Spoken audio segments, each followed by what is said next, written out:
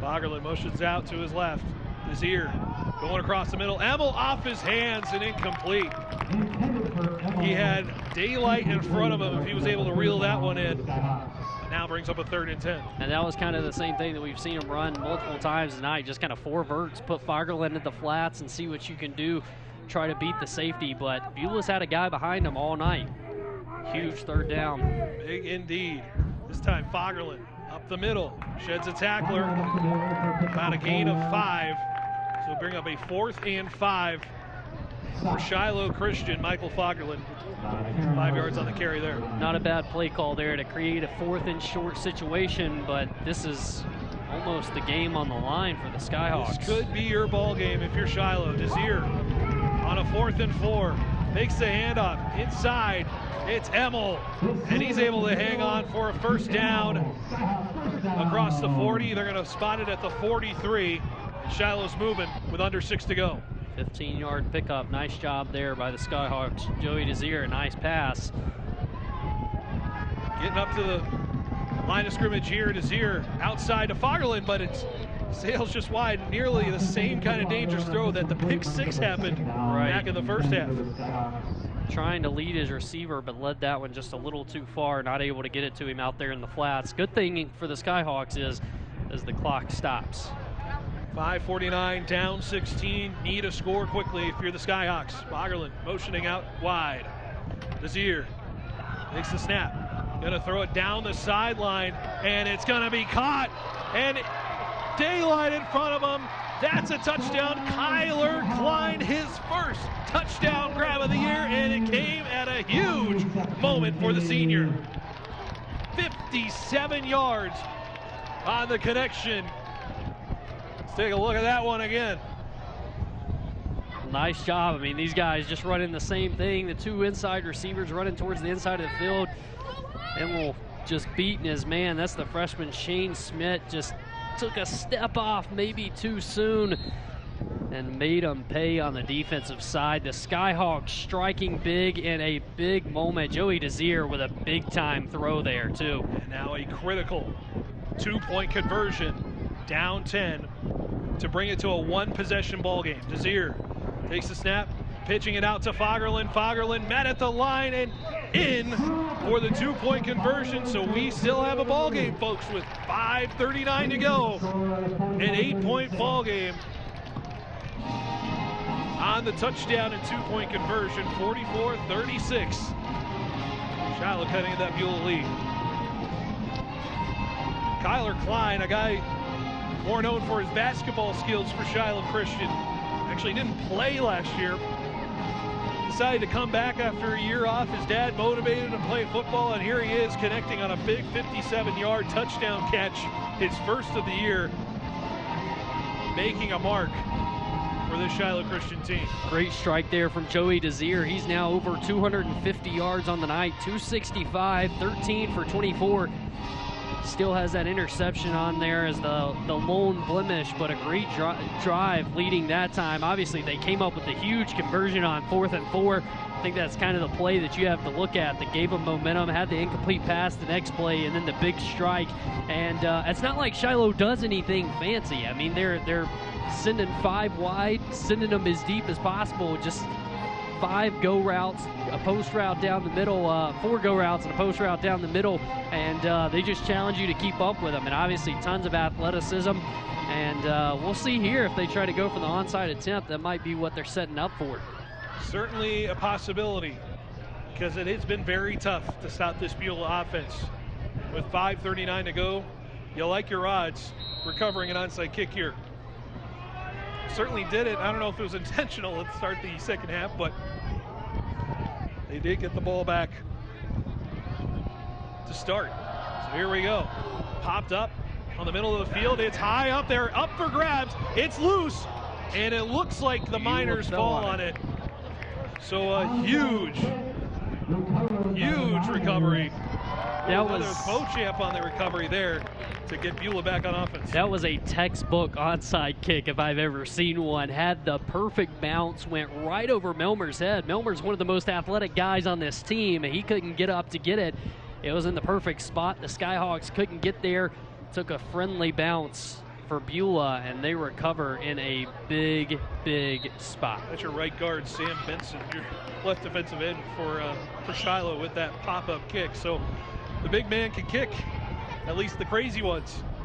But Beulah now taking over just at midfield, just a little bit behind midfield on 1st and 10 with under 6 to go. Melmer taking the direct snap.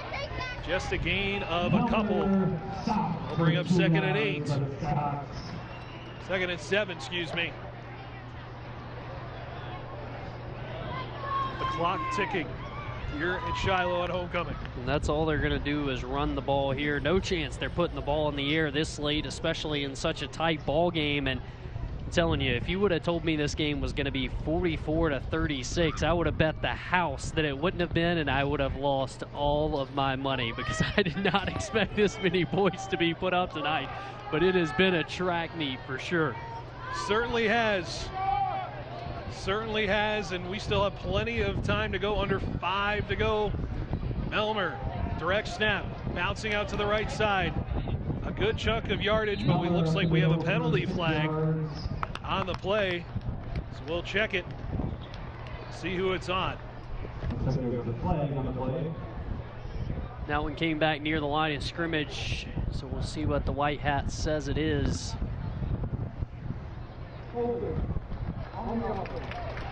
Holding call, negate the 5-yard gain, and obviously not ideal for the Miners. Not ideal indeed. Really your first time behind the chains if you're Beulah. And this one in a critical holding penalty. Their 4th penalty of the night. Has been a relatively clean game, but the Miners slipping up here and there, and that one's going to cost them as they get set back to 2nd and 17.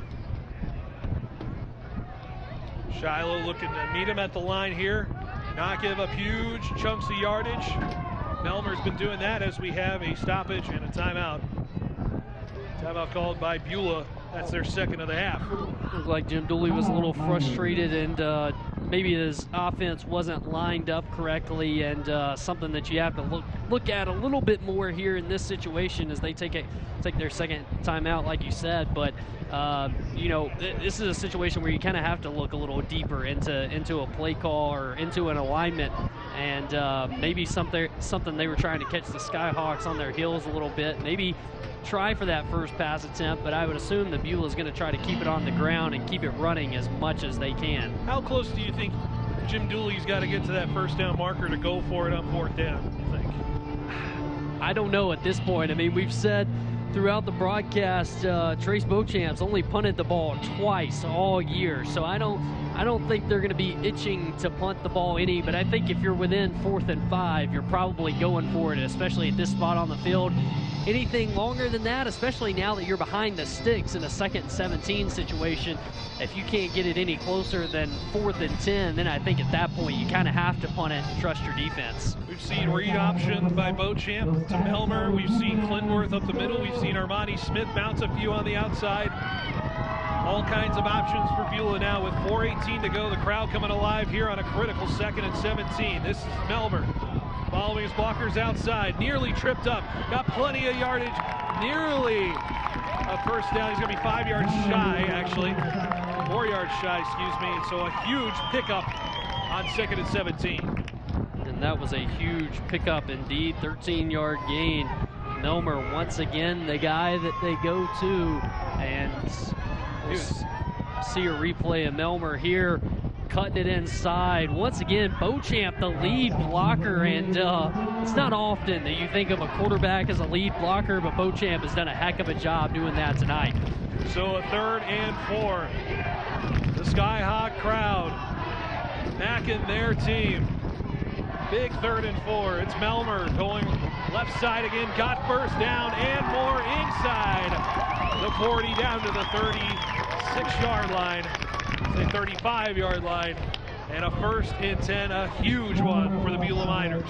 So 25 yards just between the last 2 plays for Melmer.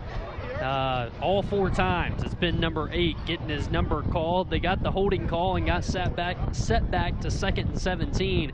But it was no problem for Melmer and company as they picked up 2 huge chunks of yardage and the clock ticks, ticks, ticks down to about 3 minutes to go. Shiloh with 2 timeouts. Have to start thinking about him here on a 1st and 10 with 3 to go.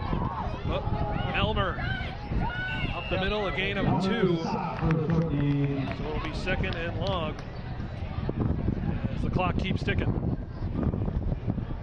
Yeah, you got to think Shiloh with a couple of timeouts in their pocket. At what point do you use them? But you got to be able to get a stop when you do use them. That's going to be the biggest key. And a little surprised they haven't gone to them yet. But if you can pick up a stop here on 2nd and long, might be a good spot to take a timeout. 2 remaining for Shiloh. See if you get a good stop here, maybe one after this play. 2nd and 8. Melmer bouncing outside, following Beauchamp. He's got enough for a 1st down. He's got enough for a lot more. A touchdown. Mason Melmer goes the distance on the touchdown run. And that might ice the game.